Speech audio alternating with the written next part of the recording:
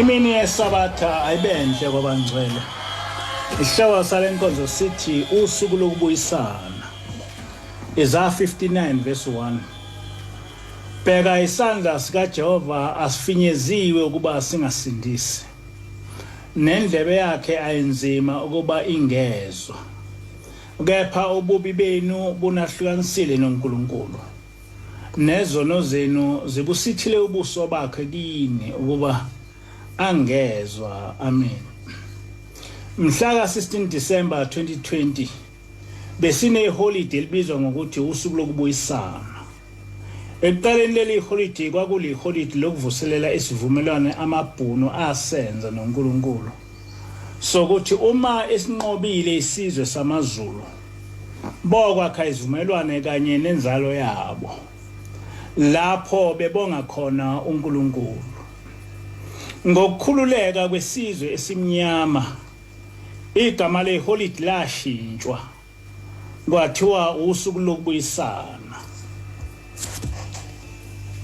Nokho asinakho ukuqonda ukuthi ngenkathi leli gama selishintsha zivumelane zini ezenzwa phakathi kwesizwe samaZulu namabhunu.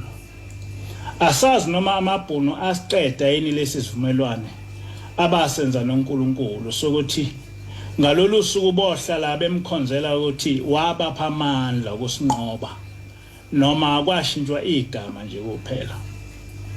Nokho lolu suku esizweni samaZulu luba lusuku lokusithokozisa. Kube nemicimbi eyahlukahlukene sengathi akuzange kwenzeka lutho emlandweni wabo. Ngike ngazama ukulalela izinkulumo zosopolitiki nabezenkolo. Ngibheka ukuthi bachaza kanjani lolu suku. Kodwa ngathola besikhulumela nje izinto ezingachazi lutho ngokubuyisana kwamabhunu namaZulu. Ngesikhathi kuseyidingans day kwakuthi amabhunu ehlangene endlini yesikhumbuzo ebonga ukunqotshwa kwethu, kodwa abantu abamnyama babezibusela ngezindlela ezahlukahlukene. Kukuhle konke. Esizweni esimnyama kwaba ngumprofeti uShembe, uIsaiah Shembe kuphela ukuthula kube kuye. Owahlanganisa amaNazaretha, wawembathisa amasaka, ahuqa imilotha ebusweni. Elilela okwehlela lesi sizwe esiseningizimu neAfrika. Ubusuku bonke amaNazaretha ayeya entabeni eyolila, ekhala kuJehova ukuthi ubashiyeleni, bese vuna abezizwe ukuthi babulale isizwe sakithi kabuhlungu kanje. Umprofeti waqamba isihlabelelo 12 esasihlatshelelwa ngoDisemba 16. Lesi sihlabelelo sihamba kanje: uJehova ushiyile singabadingi nabasweli. Haleluya, silileleni mina kubabadla sezulwini. Asinanto esandleni, siza impela Nkosi yoxolo. Haleluya, silileleni nina mabandla sezulwini. Asinababa, asinamame, asinamfowethu wokusembesa. Haleluya, silileleni nina mabandla sezulwini. Hawu Jehova ushile impela ebuntandaneni obungaka. Haleluya, silileleni nina mabandla sezulwini. Siyaludinga ucezwana lesinkwa lokuphumuza imiphefumulo yethu. Haleluya, silileleni nina mabandla sezulwini. Usihlanzile ngani impela, usikhumbule uNkulunkulu wethu. Haleluya, silileleni nina mabandla sezulwini. Amen. Emva kwalesi sihlabelelo umprofeti wenza umthandazo ohamba kanje: lusuku olubi namhlanje ntombi yesiqhingi sakwaZulu. Inkomo yadinga umsengi ngalolo suku. Amagula ezinsizwa aphenduka umlaza. Izinja zemizi zaphuma emzini, zema emagqumeni zabheka phezulu. Zakhala isililo ngokuba abanikazi bengasekho. Ngaleyo mini amalawu ezinsizwa nabanumzana aphenduka abamnyama kusemini. Imithango yamacansi ayendlalelwa izinsizwa nabanumzana awaphansi emgibeni. akhuluma njengomuntu athi sesiyokwendlalwa ngubani. Iqhele lihle labalobokazi bakithi laphenduka labamnyama, abazali bezinsizwa baphenduka babane sibibithwane. Amakhosikazi amadala onke izinyembezi zampompoza emehlweni awo. Omunye wabuza kumunye ethi, "We masibanibani kwenze njani?" Nomunye wambuza ekhala, bengazi ukuthi kwenze njani. Kwezwakala izwi elikhulu embusweni wezulu, limemeza izinyoni zomkhathi, lithi, "Phumani niyokudla inyama yabangalilaleli izwi likaJehova. Phumani niyokudla okucebileyo kwesizwe sikaDingane." Amakhehla amahle nezinsizwa ezinhle zalala zacamelana, sengathi zizovukisa okwezimpisi. Izinkomo zama ezinkundleni zabhonga, zidinga umsengi, ngoba abasengi babengasekho, beqedwe usiko lwenkemba yasehlane. Izalukazi ezindala ezinokwazi ivuso lwegazi lwabafileyo lwangena ezinhlizweni zazo, zamemeza abafana zathi, "Adedeleni bantu, abethi azosengwa ngubani? Abasekho abasengi." Kwathi noma izinkomo sezwatholile amankonyane esencela, aziyekanga ukubhonga nezinkabi phakathi komuzi. Wo, nakho-ke kithina, ngoba igazi lethu liyoba phezu kwethu ngempindiselo ezono zethu, ngokuba sonile kuJehova. Shwele Nkosi. Amen. Okubuhlungu kulesi sigameko esenzeka esizweni sakwaZulu, ukuthi lezi insizwa nabanumzane babelela isizwe sakithi, kodwa izinkulungwane zemizimba yabo ayincwatshwanga, yaba ukudla kwamanqe, izimpisi namagwababa. Kodwa okubuhlungu kakhulu, akekho esizweni samaZulu okukhumbula lezi zinkulungwane zamaZulu ezabhujiswa amabhunu. Ngenkathi amabhunu egubha umkhosi wokubonga ukusinqoba, thina sisemashibhini siyancebeleka. Ngabe kwakhala nyonini kithi? Njengoba sesichazile, umprofeti wazama ukufundisa isizwe sakwaZulu ukuthi kwakumele sikhale kanjani kuJehova ukuze naso asikhumbule. Kodwa lesizwe azange sayingena leyo ndaba. Sathi ofile ufile, saqhubeka nempilo sengathi akwenzeke lutho. Ebona uShembe ukuthi amaZulu akayingeni lento obafundisa yona, watshela amaNazaretha ukuthi nawo akayeke phansi. Kusukela lesi sizwe sabhujiswa ngamabhunu eNcome, kubaphathi bezwe akekho owake wasihlupha ngokwazi ukuthi wayithini uShembe uma ethi kwezwakala izwi elikhulu embusweni wezulu, limemeza izinyoni zomkhathi lithi, "Phumani niyokudla inyama yabangalilaleli izwi likaJehova. Phumani niyokudla okucebileyo kwesizwe sikaDingane." Wo, nakho-ke kuthina, ngokuba igazi lethu liyoba phezu kwethu ngempindiselo yezono zethu, ngokuba sonile kuJehova. KuHosea 4:6 uJehova uthi, "Abantu bami babhujiswa ukweswela ukwazi, ngokuba ukulahlile ukwazi, nami ngiyakukulahla wena. Ungabi umpristi wami, lokhu ukhohliwe umthetho kaNkulunkulu wakho." Namanje akukho sikhumbuzo ngesizwe samaZulu esabhujiswa ngamabhunu eNcome, kodwa isinakho imikhosi yokunqoba njengomkhosi waseSandlwane. Kuthina okubalekile ukugubha imikhosi yokunqoba, kodwa sikhohlwa ukwenza isikhumbuzo esiyisililo sokubulawa kwesizwe sakithi ngamabhunu.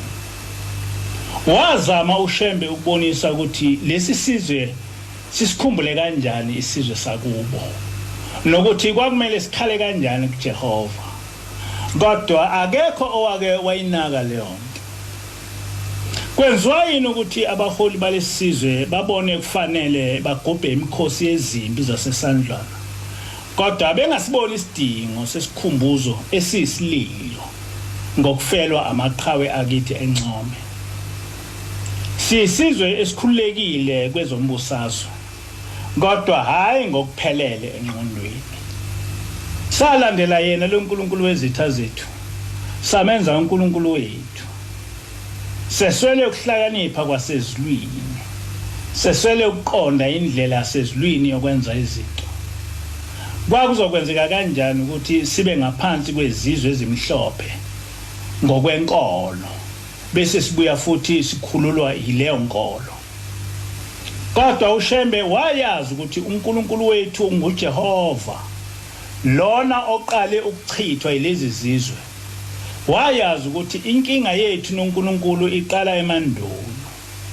iqala mhla saphula izivumelwano sokukhonza uJehova izivumelwano esasenza noJehova entabeni yaseSinayi sokuthi sogcina imithetho yakhe yena bese uyasibheka asinqobele konke okubi njengoba wenzile kokhokho bethu bephuma eGibhithe zonke izibusiso neziqalekiso ezasehlela uma silahla uJehova zibekwe kahle kuDeuteronomy 28 amabhunu enza izivumelwano noNkulunkulu ukuthi uma ebalekelele ukunqoba thina bomakhela isikhumbuzo lapho bona nezulwane zabo bohlangana khona bemkhonze namanje leso sivumelwano samile kodwa thina sizwe simnyama senza izivumelwano noJehova entabeni iHerobe sokuthi somkhonza uJehova ngokugcina imithetho yakhe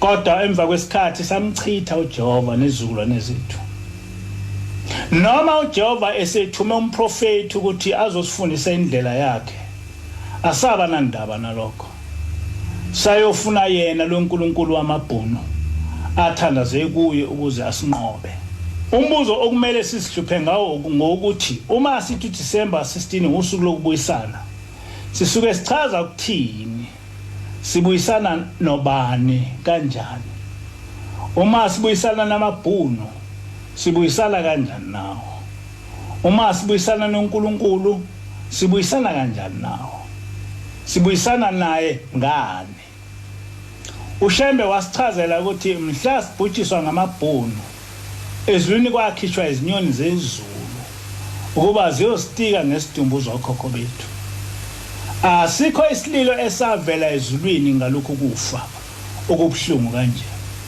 kodwa kwathunywa izinyoni zezulu ukuba ziyodla isidumbu zokhokho bethu othi umprofeti lokhu kunqotshwa kwethu isizwe samabhunu kuyimpindiselo kaJehova ngokumlahla sokhonza uNkulunkulu bezizwe ezweni lethu umuntu wakulomhlaba engekuqondi lokhu kukhuluma kaShembe ngoba vele asazi ukuthi sinzalo yesizwe esahlubuka uJehova uthi ke uShembe how Jehova ushile impela ebuntandaneni obungaka siyaludinga ucezwana lesinkwa lokuphumuza imphefumulo yethu usihlanzile ngani impela usikhumbule uNkulunkulu wethu haleluya silileleni nelamabandla asezulwini umprofeti usesichazele ukuthi igazi lesono sokubulawa kwamabhunu alikho phezulu kwamabhunu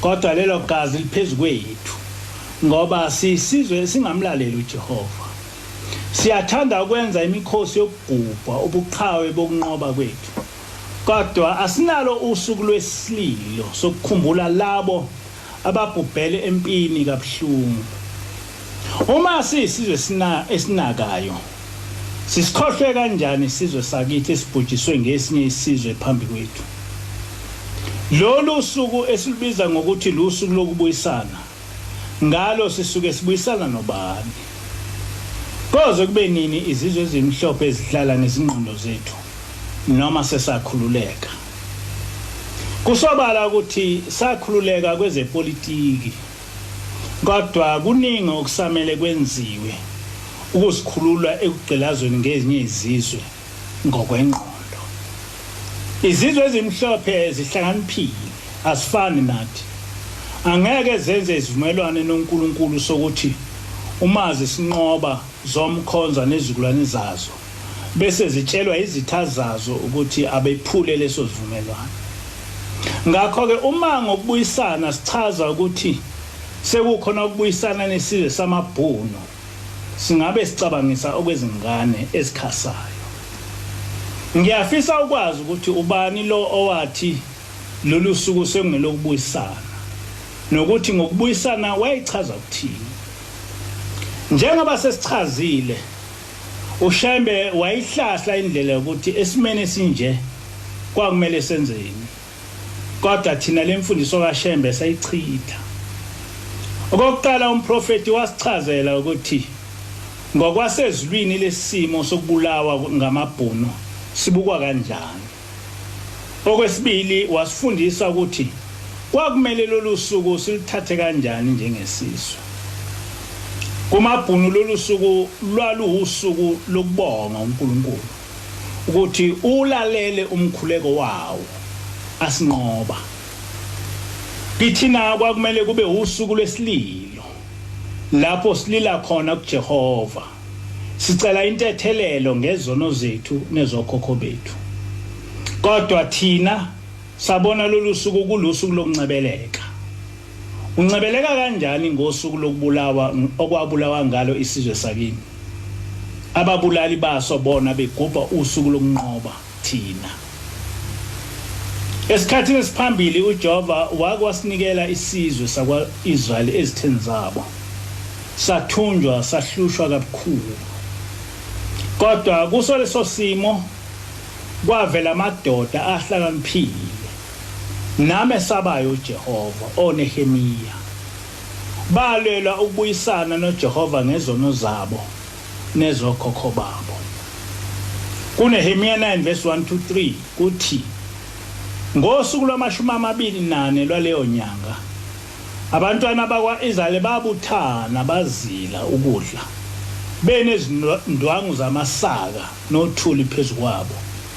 Inzalo kaIsrayeli yayizahlukanisana bezizwe bonke, yayimi ivuma izono zayo nokona kwawuyiswa.